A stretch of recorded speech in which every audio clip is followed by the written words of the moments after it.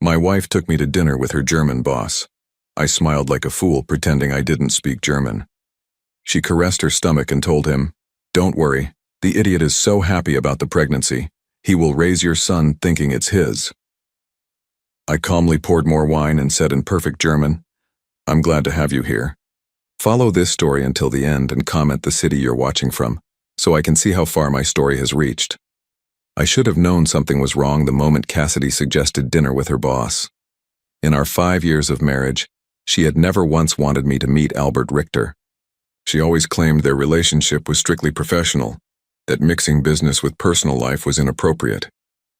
Yet there I was, sitting across from them at Das House, watching my wife laugh at his jokes with an intimacy that made my stomach turn. The restaurant was exactly the kind of place Cassidy loved. Expensive, exclusive, the type where a single meal cost more than most people spent on groceries in a week. The mahogany paneling gleamed under soft lighting, and the scent of sauerbraten and fresh bread filled the air.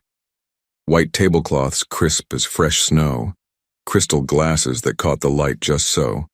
Everything perfect, everything calculated to impress. Albert had chosen the restaurant, of course. He was the type of man who always had to be in control, had to show his wealth and sophistication. 48 years old, impeccably dressed in what I recognized as a $3,000 suit, his silver hair slicked back in a way that screamed European sophistication. His accent was slight but noticeable, a reminder of his German heritage that he wore like a badge of honor. I sat there in my off-the-rack blazer, feeling distinctly out of place. At 43, I had done well for myself as an electrical engineer, pulling in $250,000 a year, but in this crowd I might as well have been a janitor. Cassidy had insisted I dress up for the occasion, spending hours picking out my clothes like I was a child going to picture day. The conversation flowed easily between them, too easily.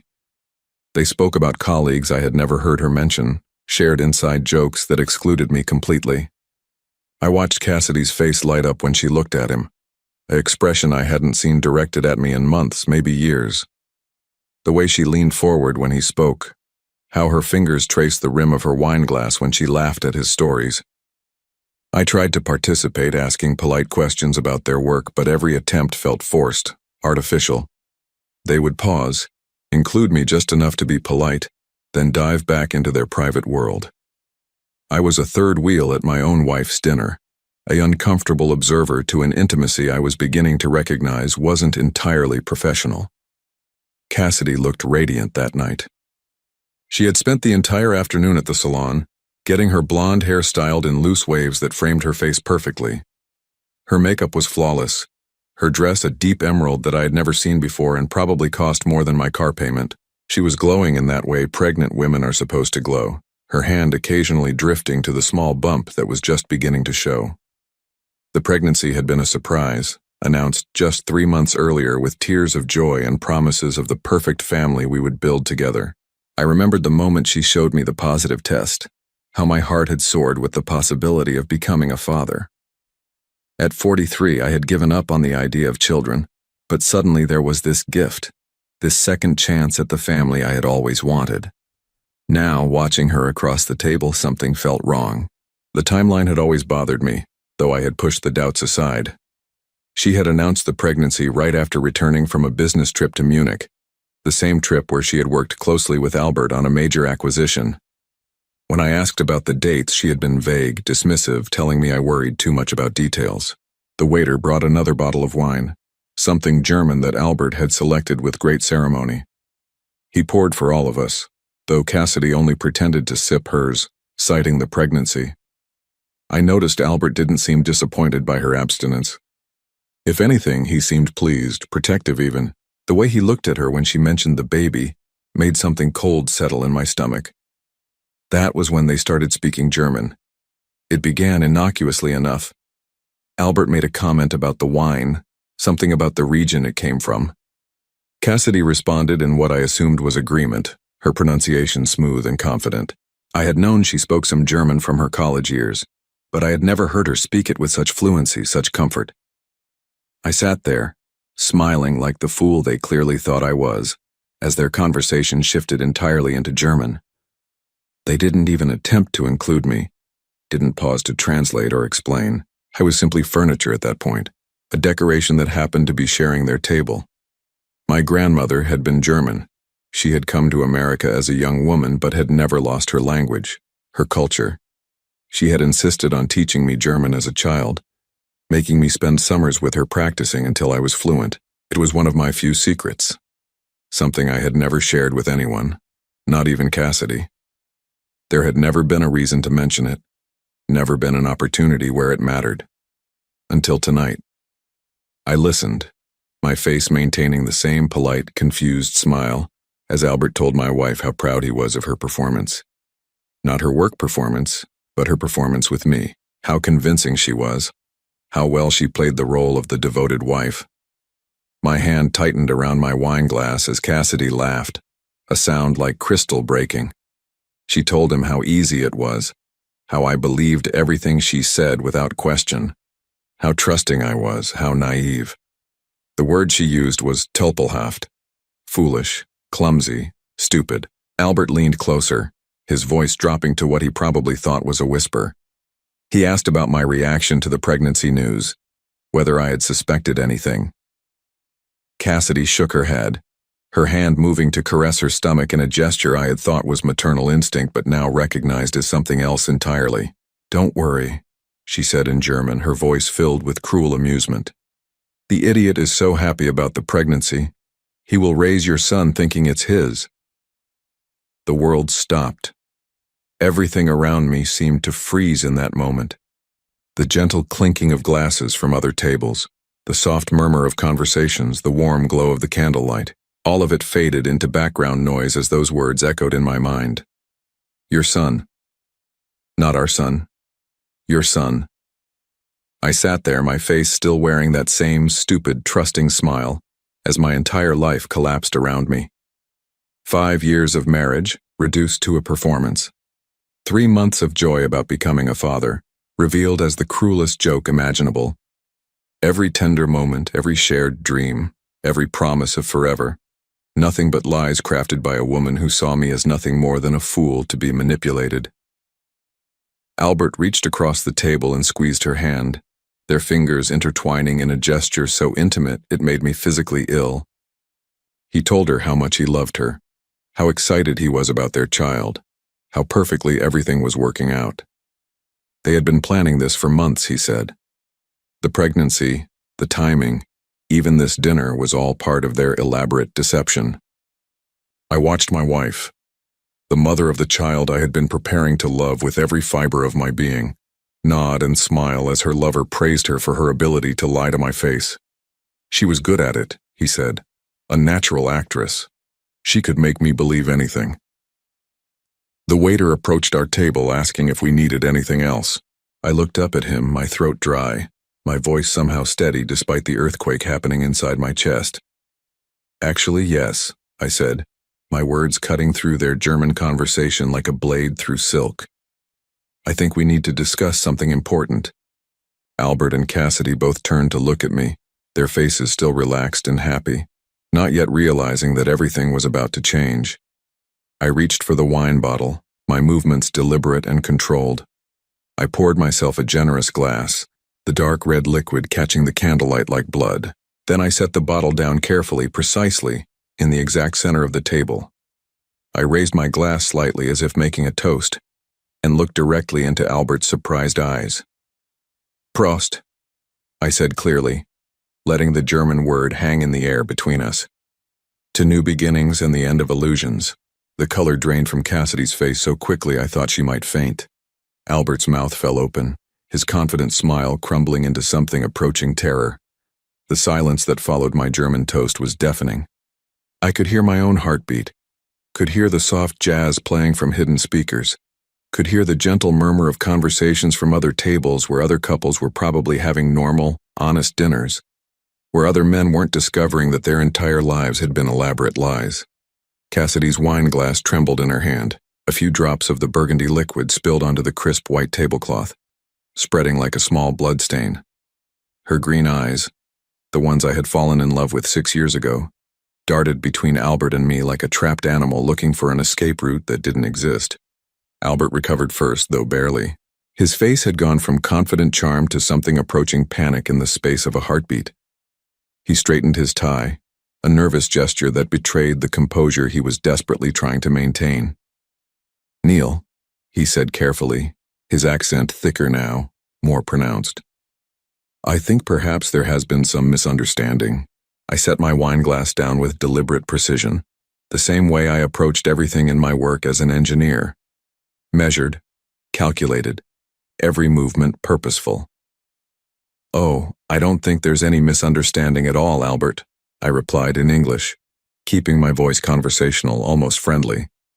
"I understood perfectly, every word."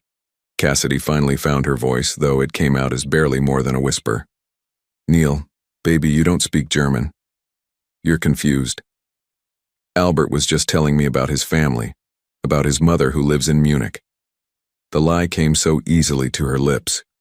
Even now, caught red-handed, she was still trying to manipulate me, still believing she could talk her way out of this. The woman who had shared my bed for 5 years, who had cried in my arms about her difficult childhood, who had made me believe I was the love of her life, was looking directly into my eyes and lying without a moment's hesitation.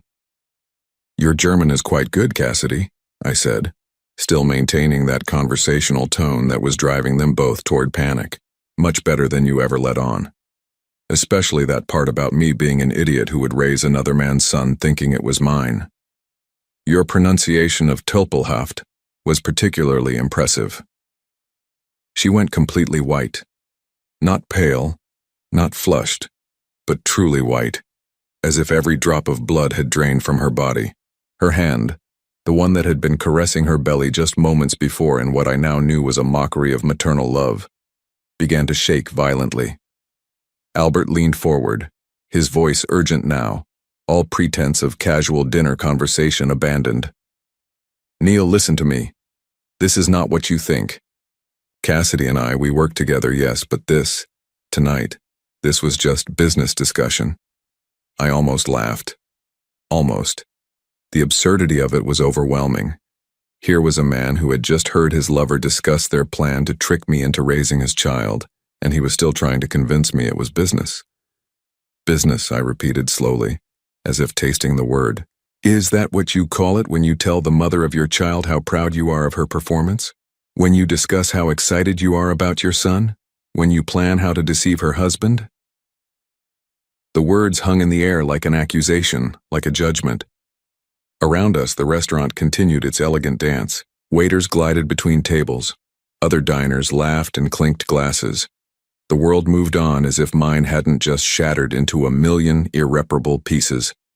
I thought about the past 3 months, every moment since Cassidy had announced the pregnancy. How happy I had been, how I had started planning nurseries and college funds and father-son fishing trips, how I'd called my parents, barely able to contain my joy as I told them they were going to be grandparents, how I had started reading books about fatherhood, about being the kind of dad I had always wanted to be. All of it based on a lie. All of it a cruel joke shared between two people who saw me as nothing more than a convenient fool. Cassidy reached across the table, her fingers trying to find mine. I pulled my hand away before she could touch me, the gesture sharp enough that she flinched. "Neil, please," she said, her voice breaking now, tears starting to form in those green eyes that I had once thought were the most beautiful things in the world. "You have to let me explain. You don't understand what you heard. My German isn't that good. I must have said something wrong, something that sounded different than what I meant." Even now, even caught in the most obvious lie imaginable, she was still trying to gaslight me, still trying to make me doubt what I had heard with my own ears, what I had understood with perfect clarity. It was masterful, really. If I hadn't been fluent in German, if I hadn't understood every cruel word, I might have believed her. I might have convinced myself that I had misunderstood, that my suspicious mind had twisted innocent words into something sinister. The realization of how completely I had been fooled was almost as devastating as the betrayal itself. How many other times had she lied to me? How many other conversations had she had about me in languages she thought I couldn't understand? How many other people knew about her deception, her performance as the loving wife? "How long?" I asked, my voice barely above a whisper. Albert and Cassidy exchanged a look, a moment of silent communication that told me everything I needed to know. This wasn't new. This wasn't a recent mistake or a momentary weakness. This was established, comfortable, routine. "How long?" I repeated, louder this time. Cassidy opened her mouth, probably to deliver another lie, but Albert placed a hand on her arm. Something had changed in his expression. Maybe it was resignation. Maybe it was relief that the deception was finally over. Or maybe it was just arrogance, the belief that now that I knew the truth, there was nothing I could do about it. 2 years, he said simply. 2 years. I sat there doing the math, remembering. 2 years ago was when Cassidy had started working more closely with Albert's company, when she had begun traveling frequently for business, when she had started coming home later, when she had begun buying expensive clothes and jewelry that she claimed were gifts from herself for working so hard. 2 years of elaborate deception, 2 years of her coming home to me after being with him, of sharing dinners and conversations and intimacies while living a complete double life. 2 years of making me believe I was loved while she was actively planning to deceive me in the cruelest way possible. The pregnancy timeline suddenly made perfect sense. She hadn't gotten pregnant with my child during our romantic weekend getaway to the coast 3 months ago. The trip I had thought had rekindled our relationship. She had already been pregnant when we went away, already carrying Albert's child while letting me believe I was making love to my wife instead of to my betrayer. "The baby," I said, my voice hollow now, all emotion drained away. "When is the due date? The real due date?" Cassidy's tears were flowing freely now, mascara creating dark tracks down her perfectly made-up cheeks. "Neil, please, we can work this out. We can go to counseling. We can fix this." "When?" I insisted. "December," Albert answered when Cassidy couldn't. "December 15th. I counted backwards in my head. If she was due in December, that meant she had gotten pregnant in March. But she hadn't told me about the pregnancy until June, claiming she was just 6 weeks along. Another lie. Another calculated deception designed to make me believe the child was mine. The waiter appeared at our table again, his professional smile faltering as he took in the scene. Cassidy crying, Albert looking grim and defensive, me sitting perfectly still like a man in shock. "Is everything all right here?" he asked carefully. "Actually," I said, standing up slowly, my legs surprisingly steady despite the fact that my entire world had just collapsed. "I think I need some air. Albert, I believe you'll be taking care of the check tonight. It seems like the least you can do." I reached for my wallet, but Albert waved me off. "Neil, wait, we need to talk about this. We need to figure out how to handle this situation." Handle this situation. As if my destroyed marriage was a business problem to be solved, a complication in their love affair that needed to be managed.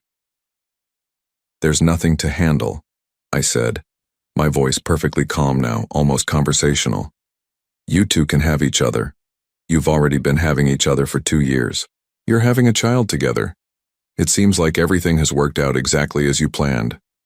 I started to walk away, but Cassidy's voice stopped me. "Where are you going?" she called out, loud enough that other diners turned to look. "Neil, you can't just leave. We live together. We're married. We have to work this out." I turned back to look at her. This woman who had shared my bed and my dreams and my hopes for the future, while systematically destroying everything real between us. She looked desperate now, frightened, as if she was only just beginning to understand that her carefully constructed world was about to fall apart. "No, Cassidy," I said quietly. "We don't have to work anything out. You made your choice 2 years ago. You made it again 3 months ago when you decided to try to trick me into believing your lover's child was mine. And you made it tonight when you sat here laughing about how easy it was to fool me." The restaurant around us had grown quieter, other patrons clearly aware that they were witnessing something dramatic but trying to pretend otherwise. I didn't care. Let them watch. Let them see what happened when a man's life fell apart over German wine and sauerbraten. "You want to know the funny thing?" I said, looking between the two of them. "I actually loved you, both of you in different ways. I loved you, Cassidy, with everything I had. And I respected you, Albert, as a colleague and a businessman. I thought you were both better than this. I pulled out my phone and set it carefully on the table in front of them. "I've been recording our conversation since you started speaking German," I lied smoothly, watching their faces crumble with the implication. Amazing what technology can do these days. Translation software, voice recognition. A man doesn't even need to speak German to understand what's being said about him. Of course, I hadn't been recording anything, but they didn't know that. And the fear in their eyes told me everything I needed to know about how much they had to lose if the truth came out. "I'll be gone when you get home," I told Cassidy as I picked up my phone. "Don't try to contact me. Don't try to explain. Don't try to fix this. Some things can't be fixed. I walked away from the table, away from my wife and her lover and their child and their elaborate deception, feeling strangely lighter with each step. Behind me, I could hear Cassidy calling my name, her voice high and desperate. But I didn't turn around. I drove around the city for 2 hours after leaving the restaurant, my hands gripping the steering wheel so tightly my knuckles had gone white. I wasn't ready to go home yet, wasn't ready to face the physical reminders of a marriage that had been nothing but an elaborate performance. The house we had chosen together, the photos on the mantel, the nursery we had started planning in the spare bedroom, all of it contaminated now by the truth. Instead, I found myself parked outside a 24-hour diner on the outskirts of town, nursing coffee that tasted like motor oil and trying to make sense of what I had learned. The fluorescent lights buzzed overhead, casting everything in a harsh, unforgiving glow that seemed appropriate for the moment. This wasn't the kind of revelation that deserved soft candlelight and wine glasses. This was the kind of truth that needed to be examined under the brightest, most unforgiving light possible. My phone had been buzzing constantly since I left the restaurant. 17 missed calls from Cassidy, 11 text messages that I couldn't bring myself to read. 3 calls from Albert, which surprised me. What could he possibly have to say? What excuse could he offer for sleeping with another man's wife and planning to trick that man into raising his child? I finally turned the phone completely off and sat in the silence, trying to remember when I had first started learning German. My grandmother, Oma Greta, had been a formidable woman who believed that education was the only thing that could never be taken away from you. She had survived the war, immigrated to America with nothing but the clothes on her back and a fierce determination to build a better life for her family. Every summer, from the time I was 8 until I turned 16, she had made me spend 2 months with her, speaking nothing but German. At first I had hated it. I was a typical American kid who wanted to spend his summers playing baseball and riding bikes, not conjugating verbs and memorizing vocabulary. But Oma Greta was relentless. She would hide my comic books until I could recite my lessons perfectly.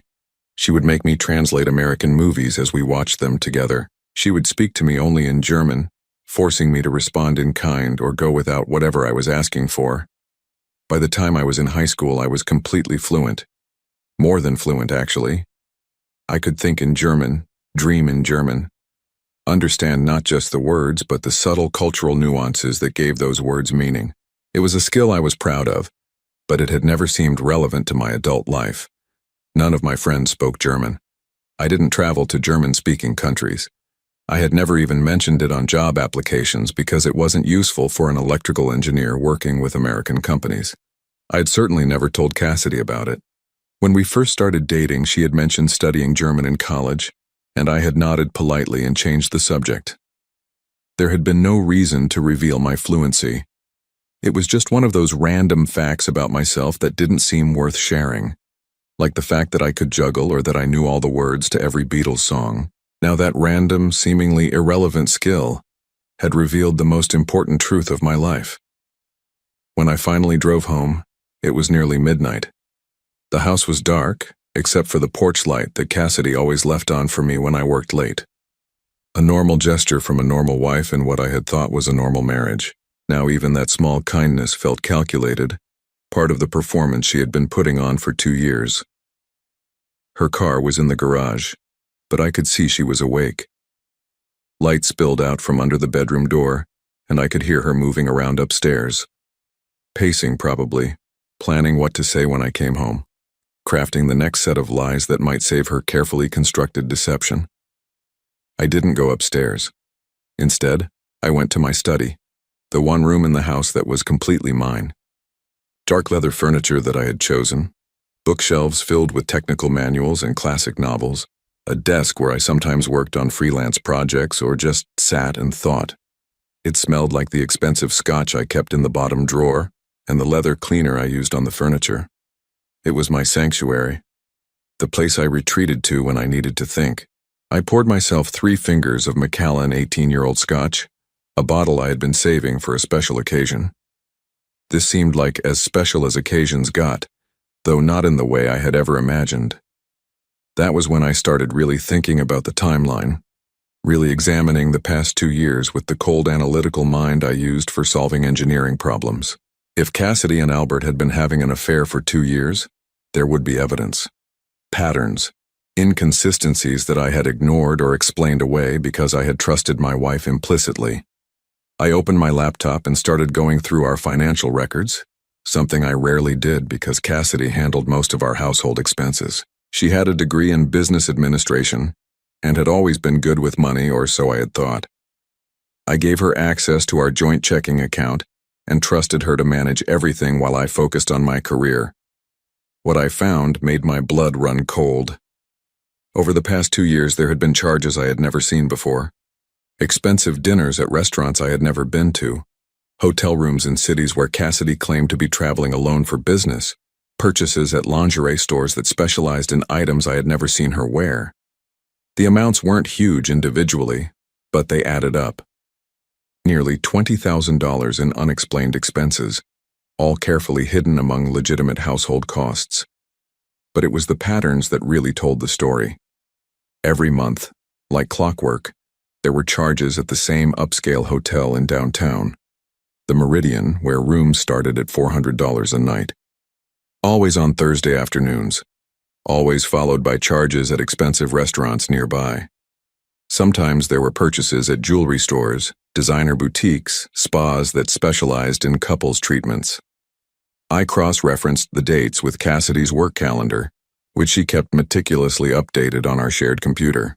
Every Thursday hotel charge corresponded with a notation that read, "Client meeting, A.R. Albert Richter." She had been documenting her affair in our shared calendar, probably thinking I would never bother to look. The jewelry purchases were particularly devastating. I found receipts for a diamond tennis bracelet worth $8,000, purchased just 3 weeks after our 5th wedding anniversary.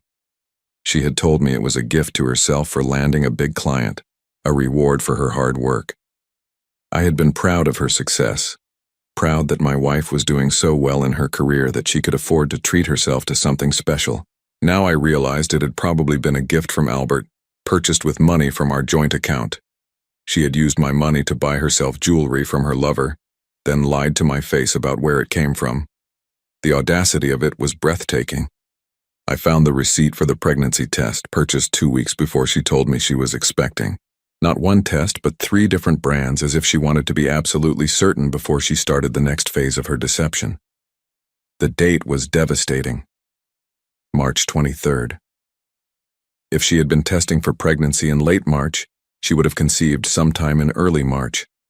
I had been traveling for work during the first 2 weeks of March, attending a conference in Seattle. She had been home alone, except she hadn't been alone at all. The conference receipts were all there in our records. My flight to Seattle, my hotel, my meals, all carefully documented for tax purposes. I had been 3,000 miles away when my wife conceived another man's child, then had come home to find her unusually affectionate, unusually eager to be intimate. She had been covering her tracks, making sure that when she announced the pregnancy, I would believe the timing made sense. I pulled out a calculator and started doing the math more precisely. If she was due December 15th, as Albert had said, and if a pregnancy lasted an average of 40 weeks from the last menstrual period, she would have conceived around March 20th, right in the middle of my Seattle trip. Right when I couldn't possibly have been the father. The evidence was overwhelming, undeniable, mathematical. Not only had my wife been cheating on me for 2 years, not only was she carrying another man's child, but she had planned the entire deception with scientific precision. She had calculated dates, manipulated timelines, and created an elaborate fiction designed to make me believe I was going to be a father. I heard footsteps on the stairs. soft and hesitant. Cassidy, finally working up the courage to face me. I quickly closed the laptop and took another sip of scotch, steeling myself for whatever performance she had prepared. She appeared in the doorway wearing one of my old college t-shirts and pajama pants, her makeup scrubbed off, her hair pulled back in a messy ponytail. She looked young and vulnerable and scared, exactly the way she had looked on our first morning together 6 years ago. It was masterful acting, really. If I didn't know what I knew, if I hadn't heard her laughing about my stupidity just hours earlier, I might have felt sorry for her. "Neil," her voice was small, uncertain. "Can we talk?" I gestured to the chair across from my desk, the one where she used to sit when we planned our finances together or discussed our future. Now it felt like an interrogation chair, a place where suspects came to confess their crimes. She sat down carefully, her hands folded in her lap, her eyes red from crying. Real tears or another part of the performance? At this point, I wasn't sure I could tell the difference. "I know you're angry," she began, her voice barely above a whisper. "I know you think you heard something that sounded terrible, but Neil, you have to believe me. You misunderstood. My German isn't good enough to say what you think you heard." Even now, even after everything, she was sticking to the lie. Not just sticking to it, but doubling down, trying to convince me that my own ears had betrayed me, that my perfect understanding of a language I had spoken fluently for 30 years was somehow flawed. "Tell me about the meridian," I said calmly. The color drained from her face instantly. She opened her mouth, closed it, opened it again. No words came out. "Tell me about the $8,000 bracelet you bought yourself 3 weeks after our anniversary," I continued. "Tell me about the pregnancy test you bought on March 23rd, 2 weeks before you told me you were expecting. Tell me about Albert Richter and why you've been meeting him at expensive hotels every Thursday for the past 18 months. She was shaking now, her hands trembling visibly as the weight of being truly caught settled over her. Not caught in a moment of weakness, not caught in a single lie, but caught in an elaborate, systematic deception that had been going on for 2 years. "How long have you known?" she whispered finally. "I've known about tonight since tonight," I said truthfully, "but I've been learning about the rest of it for the past 3 hours. Amazing what financial records can tell you when you actually bother to look at them." She buried her face in her hands, her shoulders shaking with sobs that seemed genuine. But then, all of her emotions had seemed genuine until a few hours ago. I had lost the ability to distinguish between truth and performance where Cassidy was concerned. "Neil, please," she said through her tears. "Let me explain. It's not what you think. It's complicated." "No," I said quietly, finishing my scotch and setting the glass down with finality. "Actually, it's very simple. You've been having an affair for 2 years. You're pregnant with your lover's child. You were planning to trick me into raising that child as my own. There's nothing complicated about it." I stood up, suddenly exhausted by the effort of maintaining my calm facade. "I'll be staying in a hotel tonight. Tomorrow I'll be calling a lawyer. I suggest you do the same." As I walked toward the door, she called after me one last time. "What about us? What about our marriage? What about the baby?" I turned back to look at her, this woman who had shared my bed and my dreams and my hopes for the future, while systematically destroying everything real between us. "There is no us," I said simply. "There never was. And it's not my baby." Then I walked out of my study, out of my house, and out of the life I had thought was mine but had never really existed at all. The hotel room smelled like industrial-strength carpet cleaner and the ghosts of 1,000 business travelers. I sat on the edge of the bed at 2 in the morning, staring at my phone and waiting for morning so I could start making the calls that would dismantle my life with the same precision Cassidy had used to destroy it. Sleep was impossible.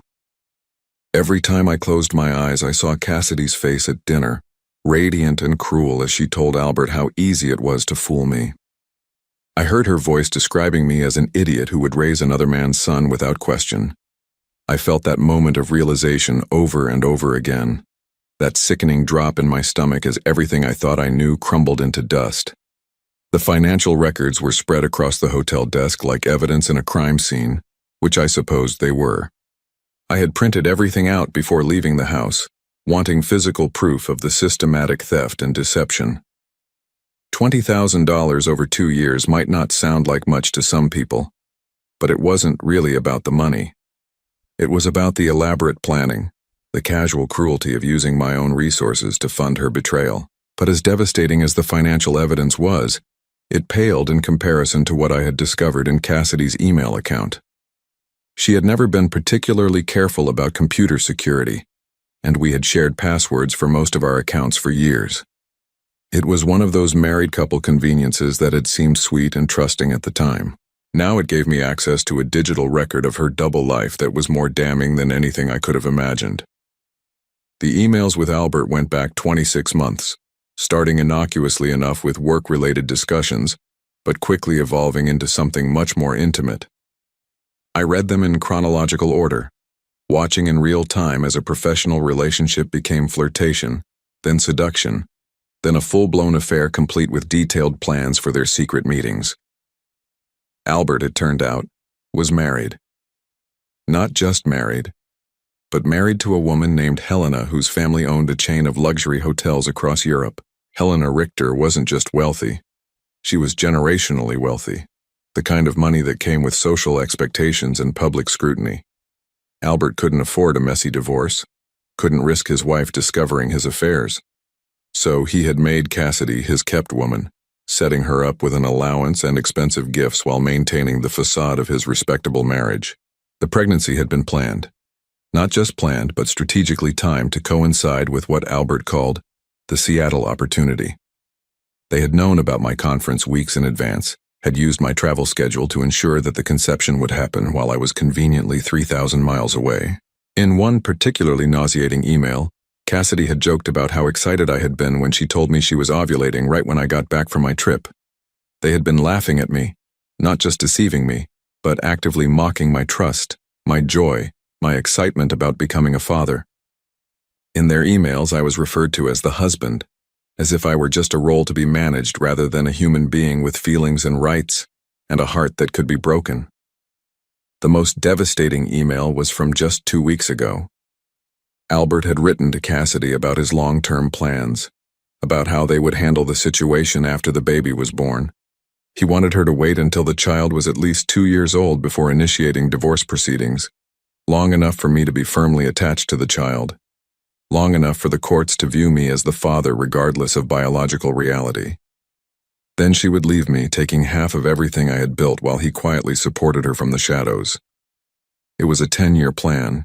They had mapped out a decade of my life without my knowledge or consent, had decided that I would spend the next 10 years loving and raising a child who wasn't mine while they enjoyed the benefits of both his wealth and mine. After the divorce, I would still be responsible for child support for a child I had never actually fathered, while they lived openly together with my money funding their lifestyle. The casual cruelty of it took my breath away. These weren't crimes of passion or moments of weakness. This was a calculated, long-term conspiracy designed to extract maximum benefit from my trust and my love, while giving nothing real in return. But perhaps the worst part was reading about their assessment of my character, their analysis of why their plan would work. Albert had written extensively about my pathological need to be needed, my desperate desire for family, my emotional dependence on female approval. He had psychoanalyzed me like a specimen, identifying my vulnerabilities with clinical precision and explaining to Cassidy exactly how to exploit them. He wasn't wrong. I had always been the kind of man who found his identity in taking care of others, in being useful, in being loved. My parents had divorced when I was 12, and I had spent my teenage years desperately trying to keep everyone happy, trying to be the perfect son who might somehow hold the family together through sheer force of goodness. It hadn't worked, but the pattern had stuck. I found women who needed me, who let me feel important and valued in exchange for my time, my money, my emotional labor. Cassidy had understood this about me from the beginning. In one email, she described our early relationship with devastating accuracy, explaining how she had let me believe I was rescuing her from a difficult life, how she had played up her vulnerabilities to make me feel strong and protective. Every intimate moment we had shared, every time she had cried in my arms about her difficult childhood, or her struggles with self-confidence, had been a calculated performance designed to bind me more tightly to her. I had fallen in love with a fiction. Worse, I had fallen in love with a fiction that was specifically designed to exploit my deepest emotional needs while serving her financial interests. The hotel room felt like a tomb as I sat there surrounded by the evidence of my own gullibility. But mixed with the pain and humiliation was something else, something cold and focused that I barely recognized as part of myself. It was rage, yes, but rage transformed into something more useful, something like determination. They had made one crucial mistake in their elaborate plan. They had underestimated me. Albert's emails revealed a great deal more than just his relationship with Cassidy. He was apparently a serial adulterer, with at least 2 other women receiving similar allowances and gifts over the past 5 years. He had a pattern, a system for managing multiple affairs while keeping his wife ignorant and his reputation intact. But patterns could be exposed and systems could be disrupted. More importantly, his emails contained detailed information about his business dealings, including several ventures that existed in legal gray areas, import duties that were being avoided through creative paperwork, tax shelters that pushed the boundaries of legality, partnerships with companies that existed only on paper. Albert was the kind of businessman who believed rules were for other people, and his correspondence with Cassidy included enough incriminating details to cause serious problems for him if they fell into the wrong hands. I spent the rest of the night making notes, creating a timeline, organizing evidence. Not just evidence of the affair, but evidence of everything. Financial irregularities, tax issues, immigration problems related to Albert's frequent travel between countries. By morning, I had assembled a comprehensive dossier that would make Albert's life very complicated if it became public. But I wasn't interested in public exposure. Public exposure was messy, unpredictable, potentially damaging to me as well as to them. I was interested in something much more precise, much more satisfying. When the sun finally came up, I called my lawyer first, then my accountant, then my bank. By 10 in the morning, I had frozen our joint accounts, initiated proceedings to protect my individual assets, and begun the process of documenting every shared expense from the past 2 years. I was treating this like the business transaction it had always been, approaching it with the same methodical precision I brought to engineering problems. The divorce would be swift and brutal. Cassidy would discover that the man she had dismissed as an easily manipulated fool was actually quite capable of protecting his interests when necessary. She would get nothing beyond what the law absolutely required, and given the evidence of her financial deception, even that would be minimal. But Albert was a different matter entirely. Albert required a more sophisticated approach. I made one more phone call that morning to a private investigator I had worked with years earlier on a patent dispute case, someone who specialized in corporate investigations, who understood how to gather information without leaving fingerprints, who knew how to turn evidence into leverage. "I need you to look into someone," I told him. "Someone who has been very careless about keeping secrets." By noon, the machinery of my revenge was in motion. Quiet, legal, devastating revenge that would unfold over weeks and months rather than moments. The kind of revenge that would teach both of them that some people should not be underestimated, some trust should not be betrayed, and some hearts should not be broken for sport.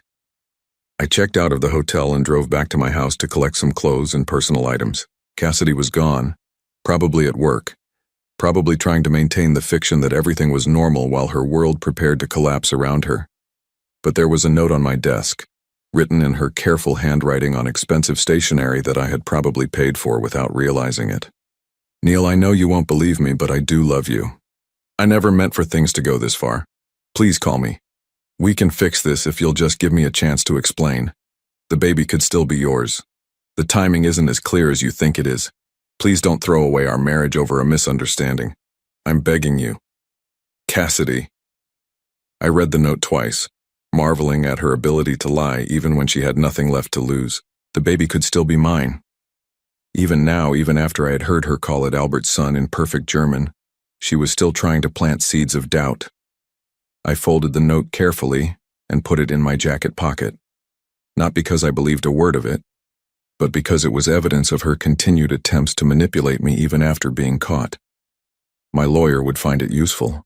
Then I walked through the house one last time, looking at the life I had thought was mine. The kitchen where we had cooked dinner together, the living room where we had watched movies and made plans for the future, the bedroom where we had made love and talked about our dreams. All of it contaminated now by the knowledge of what it had really been. But I wasn't sad anymore. I wasn't even angry. I was something much more dangerous than angry. I was motivated. 3 weeks had passed since that devastating dinner at Das Haus, and my carefully orchestrated plan was finally ready to unfold. I had learned patience from my grandmother, who used to say that revenge served cold was twice as satisfying as revenge served hot. She had been talking about a neighbor who had stolen from her garden, but the principle applied perfectly to my current situation. The private investigator I had hired, Marcus Chen, was worth every penny of the $15,000 I had paid him. He was a former federal agent who specialized in corporate investigations, and he had provided me with enough evidence to destroy both Albert and Cassidy in ways they couldn't possibly have anticipated. Albert's business empire, it turned out, was built on a foundation of creative accounting and legal gray areas that wouldn't survive close scrutiny. More importantly, his wife Helena wasn't just wealthy in her own right. She was also famously vindictive when it came to her husband's infidelities. According to Marcus's research, she had discovered Albert's previous affairs and had quietly made each of his mistresses disappear from his life through a combination of financial pressure and social ostracism. Helena Richter didn't just have money. She had the kind of old European money that came with connections to banks, government officials, and media outlets. She could make people's lives very difficult without ever having to get her hands dirty. Albert knew this, which was why he had been so careful to keep his relationship with Cassidy hidden from her. But secrets have a way of coming to light when the right person decides to illuminate them. I was sitting in my new apartment, a sleek downtown loft that cost $3,000 more per month than my suburban house but felt infinitely more honest, when my phone rang. The caller ID showed Cassidy's number, the first time she had tried to contact me in over a week. I almost didn't answer. We were well into divorce proceedings and my lawyer had advised me to let all communication go through him. But curiosity got the better of me. I wanted to know what new lie she might have crafted, what new manipulation she might attempt. Neil? Her voice was small, frightened, completely different from the confident woman who had laughed about my stupidity 3 weeks earlier. Please don't hang up. I need to talk to you. About what? My voice was flat, emotionless. I had learned to speak to her the way I might speak to a stranger asking for directions with polite indifference. About Albert. About what's happening. Neil, I think I made a terrible mistake. I leaned back in my leather chair, genuinely curious now. What kind of mistake? There was a long pause, filled with the sound of her breathing, shaky and irregular. He's not who I thought he was. The things he's been asking me to do, the way he's been treating me since that dinner. Neil, I think he might be dangerous. Dangerous. That was interesting. From what Marcus had discovered, Albert was many things: ruthless, manipulative, criminal in some of his business dealings, but not physically dangerous. Unless she was referring to a different kind of danger entirely. What has he been asking you to do? I asked, keeping my voice neutral. He wants me to lie in the divorce proceedings. He wants me to claim the baby is yours, to demand child support, to take half of everything you have. He says if I don't, he'll cut me off completely. He'll make sure I never work in this industry again. So Albert was pressuring her to continue the deception even after I had discovered the truth. That was exactly what I had expected him to do and exactly what I had been counting on. And you're calling me because I can't do it anymore, Neil. Because I'm scared of what will happen if I keep lying. And I'm scared of what will happen if I stop. Because I know you hate me, but you're the only person who might be able to help me. The irony was breathtaking. The woman who had spent 2 years lying to me, who had planned to trick me into raising another man's child, who had mocked my trust and my love, was now asking for my help because her co-conspirator was threatening her. Why would Albert care what you do in our divorce? I asked, though I already knew the answer. If he loves you, if he wants to be with you, why wouldn't he just divorce his own wife and marry you? Silence. Long, telling silence. He's not going to leave Helena, is he? I pressed. He never was. You were just a convenient mistress who got inconveniently pregnant. You don't understand, she whispered. It's complicated. His wife, she's not just rich, she's connected. If she found out about me, about the baby, she could destroy both of us. Albert says we have to wait. We have to be careful. How long do you have to wait, Cassidy? 5 years? 10? Until the child is grown? Until Helena dies of old age? She started crying then, soft sobs that might have moved me once upon a time. Now they just sounded like the complaints of someone who had discovered that actions have consequences. I know I don't deserve your help, she said through her tears. I know what I did to you was unforgivable. But Neil, I'm pregnant and alone and scared. And I don't know what else to do. Pregnant and alone and scared. The perfect victim narrative designed to appeal to my protective instincts, my need to help people in trouble. A year ago, it would have worked. A year ago, I would have dropped everything to rescue her, regardless of what she had done to me. But that was before I had learned to see her clearly, before I understood that every emotion she displayed was calculated for maximum effect. You're not alone, I said calmly. You have Albert, the father of your child, your lover of 2 years, your business partner in deception. Why don't you ask him for help? Because he doesn't care about me. The mask slipped for just a moment, revealing the panic underneath. He never cared about me. I was just useful to him, just someone he could control. And now that things have gotten complicated, now that you know the truth, he just wants to manage the situation. He wants to manage me. Welcome to the club, I thought, but didn't say. Albert had been managing her for 2 years, just like she had been managing me. The difference was that I had loved her, while Albert had simply used her. What exactly do you want from me, Cassidy? I want to tell the truth in the divorce. I want to admit that the baby isn't yours, that I've been lying about everything. I want to stop taking your money, stop demanding things I'm not entitled to.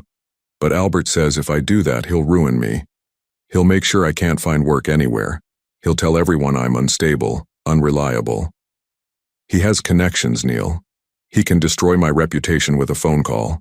So she wanted to confess, but only because continuing the lie had become more dangerous than telling the truth.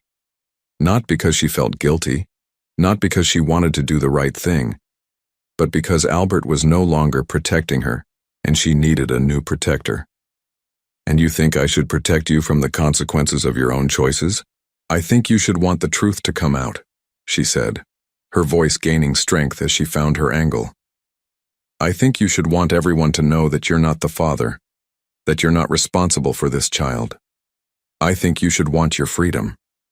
She wasn't wrong. I did want my freedom, and I did want the truth to come out. But not because she was offering it to me as a gift. The truth was going to come out regardless, in ways that would be far more devastating than anything she could achieve by simply confessing in divorce court. I'll think about it, I lied smoothly. But Cassidy, you need to understand something. Whatever protection you think I might offer you, whatever help you think I might provide, you gave up the right to that 2 years ago when you started lying to me. You certainly gave it up 3 weeks ago when you sat in that restaurant laughing about how easy it was to fool me. Neil, please?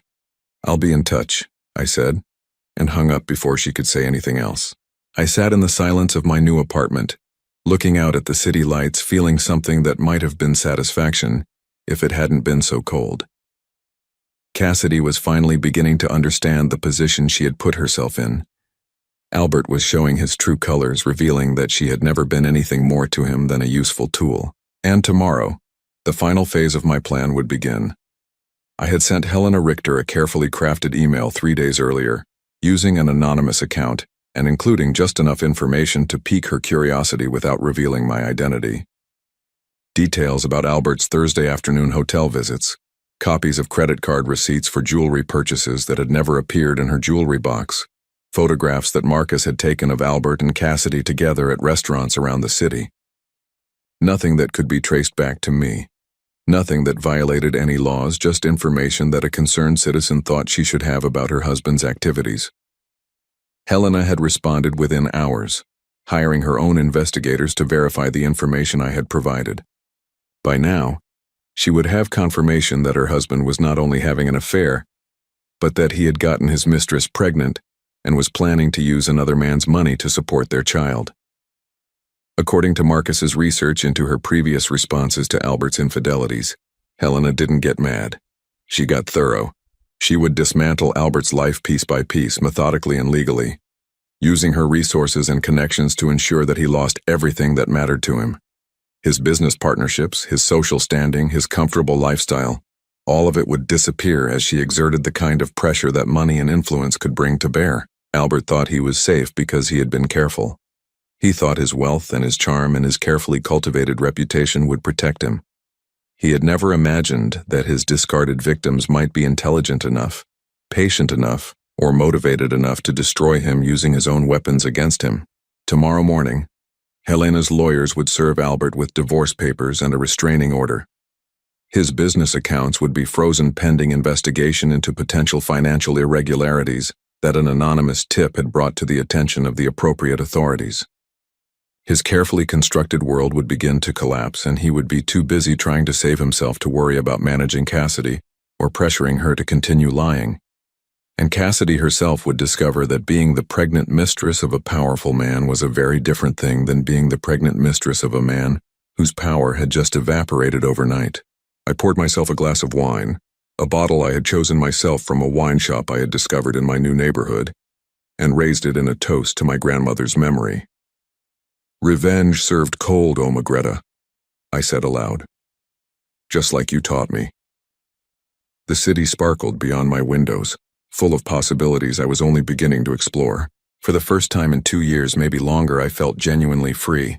Not just free from Cassidy's lies or Albert's manipulation, but free from the need to be someone else's solution to their problems. My phone buzzed with a text message from Marcus. "It's done. Helena's people moved faster than expected. Albert's offices were sealed this morning, and he's been arrested on charges of tax evasion and fraud. Thought you'd want to know." I smiled, feeling the last pieces of my carefully laid plan click into place. Albert would spend the next several years dealing with federal charges, divorce proceedings, and the complete destruction of his business empire. He wouldn't have time to threaten anyone, wouldn't have resources to ruin careers or manipulate frightened pregnant women.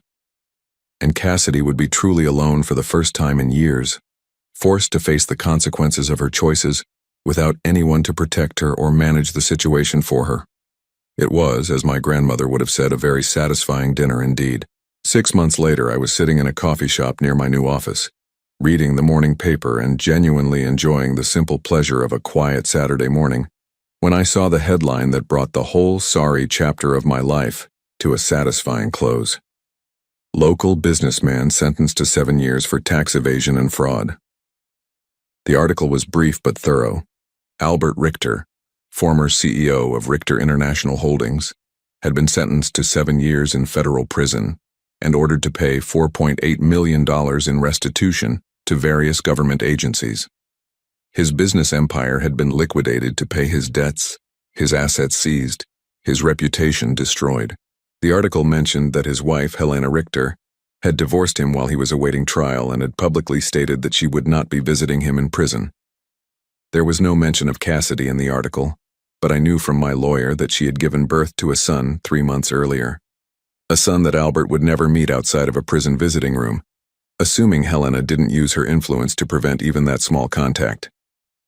Cassidy was living with her sister in Phoenix now, working as a receptionist at a medical clinic and struggling to make ends meet on $12 an hour. She had finally told the truth in our divorce proceedings, admitting that the child wasn't mine and relinquishing any claim to alimony or support. Not out of honesty or remorse, but because continuing the lie would have required Albert's backing, and Albert was no longer in a position to back anyone. My lawyer had been pleased with how quickly everything was resolved once she stopped fighting. I folded the newspaper carefully and set it aside, feeling something that might have been closure. Not satisfaction exactly, because there was no joy in seeing 2 people's lives destroyed, even when they had richly deserved their fate. But there was a sense of completion, of justice served and balance restored. The coffee shop was busy with the Saturday morning crowd, families with children, couples reading books together, students with laptops and dreams of changing the world. Normal people living normal lives, unencumbered by elaborate deceptions and carefully calculated betrayals. It was the kind of scene I had forgotten existed during my marriage to Cassidy, when every interaction had been filtered through layers of lies and manipulation. "Excuse me, is this seat taken?" I looked up to find a woman about my age standing next to my table, gesturing to the empty chair across from me. She had kind eyes behind wire-rimmed glasses and graying-brown hair that she wore in a simple style that somehow made her look both professional and approachable. She was carrying a worn leather briefcase and what appeared to be student papers that needed grading. "Please," I said, gesturing to the chair, "all yours." She sat down with a grateful smile, spreading her papers across the table with the practiced efficiency of someone who had learned to work in whatever space was available. "Dr. Sarah Mitchell," she said, extending her hand. "And thank you. I have about 30 essays to grade before Monday and my apartment is being fumigated, so I'm temporarily homeless." "Neil Harrison," I replied, shaking her hand. "What subject do you teach?" "Psychology at the community college, and you?" "Electrical engineer. Though I'm between projects at the moment, so I have more free time than usual." She smiled, a genuine expression that reached her eyes in a way I had almost forgotten was possible. Free time. I remember that concept vaguely from graduate school. We worked in comfortable silence for the next hour, she grading papers and occasionally muttering things like, "Did this student even read the assignment?" while I responded to emails from potential new clients. It was peaceful in a way I hadn't experienced in years, sharing space with someone without feeling the need to perform or impress or carefully monitor their mood for signs of disapproval. When she finished her stack of essays, she looked up and caught me watching her. "I'm sorry," she said with a slight laugh. I must have been muttering to myself. "Occupational hazard of grading papers."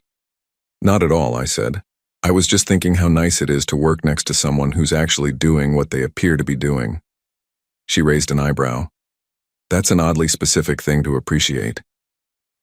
I found myself telling her about Cassidy, though not in detail and not with bitterness, just the basic facts.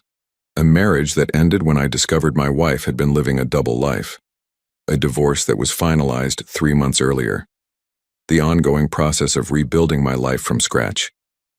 I surprised myself by how easy it was to talk to her, how little emotional charge the story carried when I told it to someone who hadn't been part of it.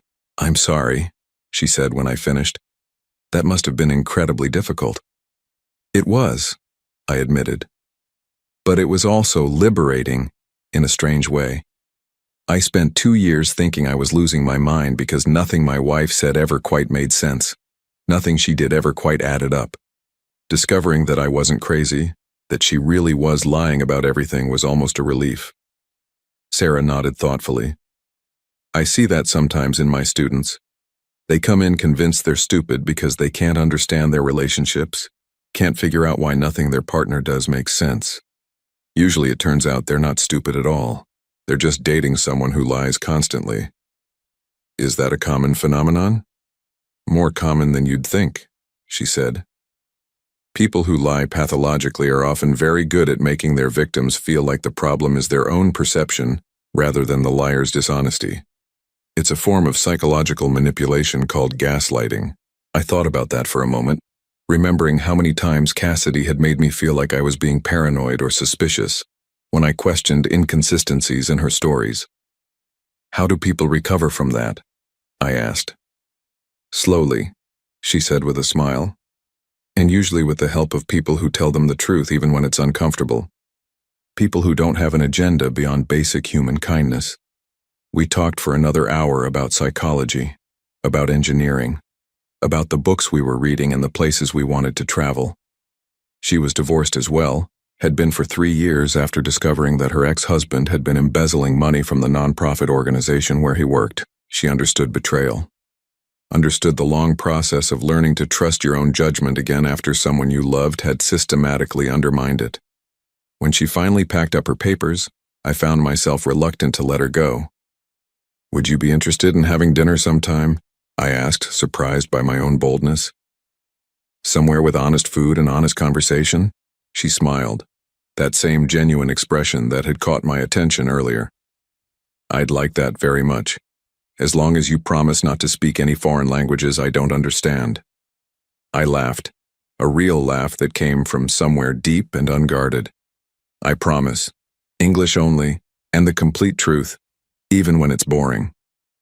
Especially when it's boring, she said. Boring truth is underrated. We exchanged phone numbers, and I watched her walk away feeling something I hadn't felt in years. Anticipation for the future. Not the desperate hope that someone would love me enough to make my life meaningful, but genuine curiosity about what might develop between two people who had both learned the value of honesty the hard way. That evening, I called my parents for our weekly check-in, something I had started doing after the divorce as a way of reconnecting with family relationships that weren't based on deception. "You sound different," my mother said near the end of our conversation. "Happier, maybe?" "I think I am," I said, looking around my apartment with its clean lines and honest furniture. Its books chosen because I wanted to read them, rather than because they would impress visitors. I think I'm finally learning who I am when I'm not trying to be what someone else needs me to be. "That's a good thing to learn," she said, even if it took longer than it should have. After we hung up, I poured myself a glass of wine and stood on my balcony looking out at the city. Somewhere out there, Cassidy was probably trying to put her son to sleep in a small apartment, struggling with the reality of single motherhood and a minimum wage job. Somewhere else, Albert was learning to navigate prison politics and counting the years until his release. Their elaborate deception had collapsed under its own weight, leaving them both worse off than if they had simply been honest from the beginning. I didn't feel sorry for them. Actions have consequences, and they had chosen their actions with full knowledge of the risks involved, but I didn't feel vengeful anymore either. They were no longer part of my story, no longer capable of affecting my peace or my future. They had become what they deserved to become: irrelevant. My phone buzzed with a text message from Sarah. "Just wanted to say thank you for a lovely afternoon. Looking forward to our dinner. And don't worry, I won't test your German fluency." I smiled and typed back, "Looking forward to it too. Fair warning, I'm completely fluent in German, but I promise to only use my powers for good from now on." Her response came quickly. "A man with hidden depths and a sense of humor. I think I'm going to like getting to know you, Neil Harrison." I set my phone aside and went back to looking at the city, at the thousands of lights representing thousands of lives, most of them probably simpler and more honest than the one I had been living for the past 2 years. For the first time since that devastating dinner at Das Haus, I felt genuinely hopeful about the future, not because someone else might love me, not because I might find another person to take care of, but because I had finally learned to like the person I was when no one was watching, when no one was asking me to be anything other than myself. Tomorrow, I would call Sarah and plan our dinner. I would continue building my new business, cultivating relationships based on mutual respect rather than emotional manipulation. I would keep learning who Neil Harrison was when he wasn't trying to save anyone, when he wasn't desperately seeking approval from people who had no intention of giving it honestly. The German word for this feeling, I realized, was Befreiung, liberation, freedom from bondage, freedom from deception, freedom from the exhausting work of being someone else's solution to their problems. My grandmother would have been proud. I had learned her language, and through it, I had learned the most important lesson of all, that sometimes the greatest gift betrayal can give you is the opportunity to discover who you really are when you stop trying to be who someone else needs you to be.